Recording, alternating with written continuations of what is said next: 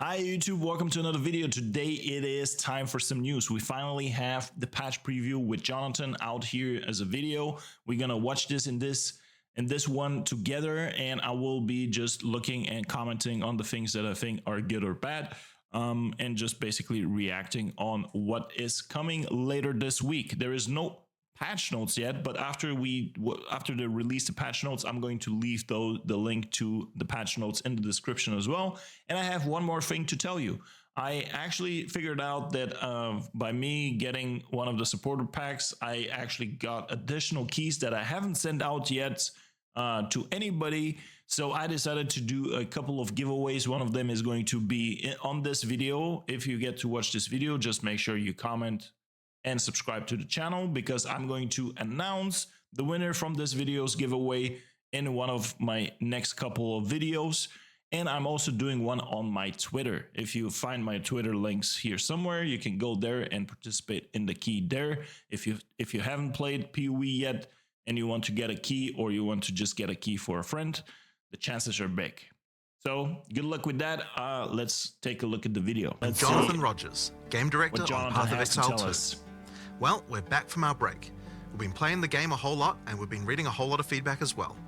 So it's time to assess and work out what we're going to do next. Now, later this week we'll be releasing PoE2 0.1.1. This is a patch designed to address the concerns that we can address relatively quickly, without needing to create a new league or a new economy just yet. In this video we'll be going over some of the issues we've identified, and what we're planning on doing about them. It's worth stressing that just because a specific issue isn't on this list doesn't mean that we're not aware of it or that it isn't going to get addressed. It just means that we either can't fix the problem quickly, or we can't do so without the need for a new economy. One of the major areas that needs a lot of attention is the base experience of mapping. We've made a lot of changes here. First, in-game maps have received a balance pass to the number of monsters, number of chests, number of magical rare monsters, number of essences, strongboxes, and precursor artifacts. You should generally find maps more rewarding than before. More monsters, more rewards. Ooh, are they juicing up the maps a little bit? That's good. Maps generally specialize in one or more of these elements that they will be particularly rewarding in. Now, towers are a thing that's very important for players to run often, but we only had one of them. Hold up, is that that's new? That's new. We wanted to add more variety here as soon as possible, so we've added 4 more tower maps. 4 more towers. That's awesome, by the way. That's actually good, because I've got tired of doing the same tower over and over again. This is huge news. Pine Ridge, Sinking Spire, Bluff, and Mesa. We've also redone the existing Lost Towers map to make playing there less boring. We're now also spawning more maps with bosses. The rate was intended to be 1 in 4 maps, but in reality the rate was much lower due to some maps being unable to spawn bosses. We've increased the rate to compensate for this issue so that we can get the actually intended rate.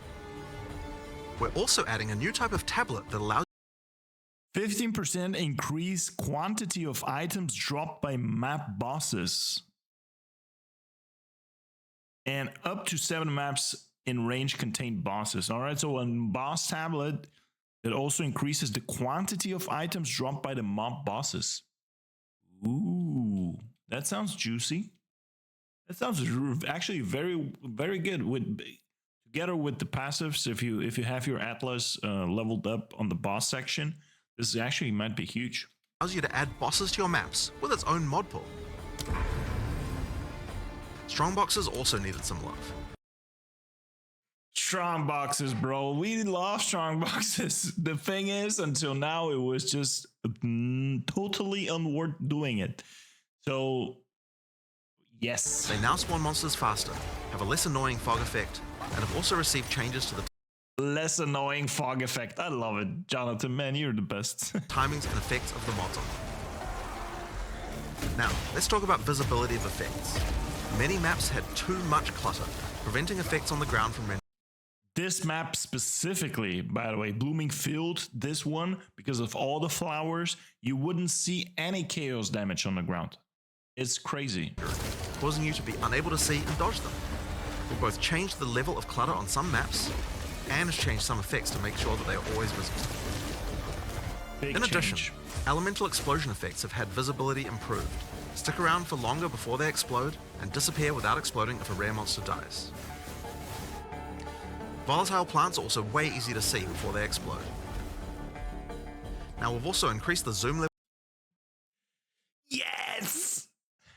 We don't have to click escape and scroll on anymore. This is huge. We can see the map now. God damn it. On the Atlas.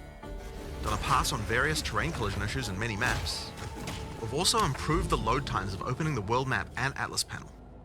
And we also now show the biome of a map on the hover for it. Oh, you can see. Oh, that's cool. That's cool. If you have the Atlas node that increases 40% drop chances, for example, for whatever, based on the biome, that's good. For other in-game content systems, we're focusing on getting all the rewards in line with what they should be. For Delirium, we recently fixed a bug which caused Delirium monsters to just not spawn after the starting part. And we've also buffed the rate of simulacrums dropping by 20% to make it more in line with the rate of finding the Expedition and Ritual bosses. Okay. For Ritual, we've made omens now appear in the Ritual Tribute window 60%. We will be doing more rituals now, I guess, no? More often. For Expedition, we've improved the rarity from the shops, but we'll be wanting to make some more substantial changes to the rewards for this league later on. Now, one of the major concerns that we're often seeing is that getting to play Pinnacle content just takes too long, and that when you do finally get there, you only get one attempt and don't get a chance to learn the boss. In order to address these concerns, we're making the following changes. First, we're making the Citadel spawn closer to the center of the Atlas, and we've also added an effect so you can see them in the fog of war from further away. This makes them much easier to find. Thank you. This is huge, guys. They were listening to us. They're listening to the community, and they're also playing their own game, which is huge. To address the problem of only having one attempt, on the Arbiter of Ash you will now get up to 6 respawn attempts. Respawns can only be triggered by the person who put in the keys, and everyone on your party will be respawned at the same time. Leaving the map still forfeits your attempt, so you'll still need to fight the boss with the build you walked into the map with. Higher difficulties of the boss will lower the number of respawn attempts you get, but you should know the mechanics of the fight by then, right? Now, we'll also be adding respawns to other Pinnacle content as well over time. Another thing that players have noticed is that there are less keys from Faradin Citadels on the market, and thought that it was because the Citadel spawns less often. It turns out though that this is just because the boss kills players more often than the others. We've made a few changes to that boss to bring it in line with the other bosses. A lot of people have reported that so they're nerfing the Act 2 boss, which I remember he was one of the first bosses that gave me some tough times, so it's a good change. If you're geared, obviously you won't have any issues with this boss, but I guess it's a good change that they're nerfing him a little bit. That many of our unique items are feeling underwhelming. Uniques are often designed to be build enabling at high levels, even if they're low level uniques. But we realize that we do need to make sure that more uniques feel powerful when you first get them at low levels too. In this patch, we are buffing a lot of uniques. We're buffing a lot. All right, so they're adding a bunch of stuff to some of the uniques. Hopefully there are more uniques than those though. But that's good. That's good stuff, right? These changes should make finding uniques at lower levels a lot more fun, and make subsequent character playthroughs more fun too, when you have some great uniques to use. Yep. We're also changing a few other things to make finding rares better at higher levels too. First, we're changing mod weightings a bit to make sure that there are less bad mods. Another fix is making high tier items no longer cull the highest tier modifier of a given mod type. This bug caused bows and crossbows to not spawn with attack speed at tier 5 rarity, and rings to not spawn with life at tier 5 rarity. Another change we're making is to make it so that socketables such as runes can now be overwritten with another socketable. Yes, this is huge. This is huge. We were waiting. We were only because of those things. People used to go and buy new items just to have empty slots. This is huge. This is definitely very, very good. Now, as we continue to play, we still find many balance anomalies with specific monsters or bosses that can be nasty if you encounter them. This patch contains a pass adjusting a large number of those monsters and bosses. We'll save the full list for the patch notes, but there are a significant number of changes here that should address many cases where monsters or bosses felt too hard in certain circumstances. Here are a few examples to get a taste of what kind of changes you can expect. The Silver Fist Commander roll now does a lot less damage. Plague Bearer's Detonate Dead can no longer be used from off-screen and has better telegraphing. Forsaken Miners throw less grenades, have improved visuals, and deal less damage. And Lost Men Zealots can no longer meteor you from off-screen either, as well as many other changes just like those. All of a sudden you're just chilling and you BAM! One of the big issues for players on consoles.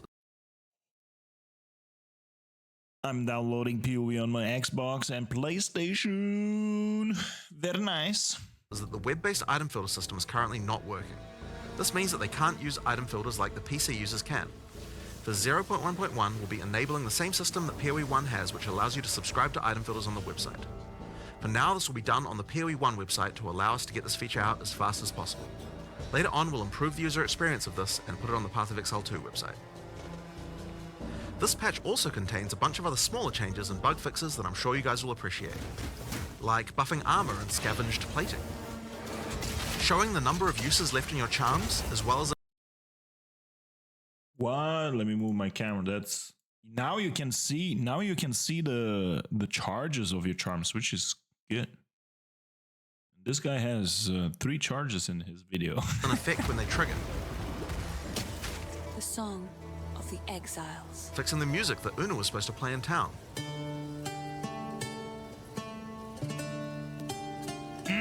Too bad.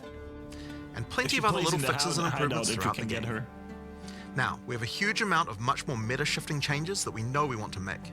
And one of the best things about having the game in early access with the endgame is that we now have a much better idea of where we want character power to be and what the balance of bosses and monsters should be relative to that. But those types of changes are going to have to wait until we are ready to make a new league with a new economy for people to play in. That's still a little while away yet, but in the meantime we'll be continuing to identify things that are causing frustration and try and address them. I want to thank you guys for playing and hope to be doing more of these in the future. Later. Huge patch, by the way. I'm Jonathan Rogers. Huge Jonathan. This is just great, folks. I love it. Really. Love it.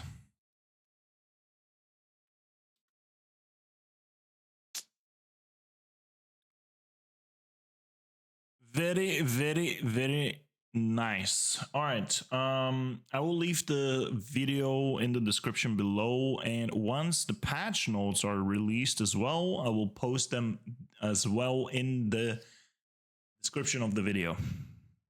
So yeah, what do you think about the new patch? Are you hyped? Let's go.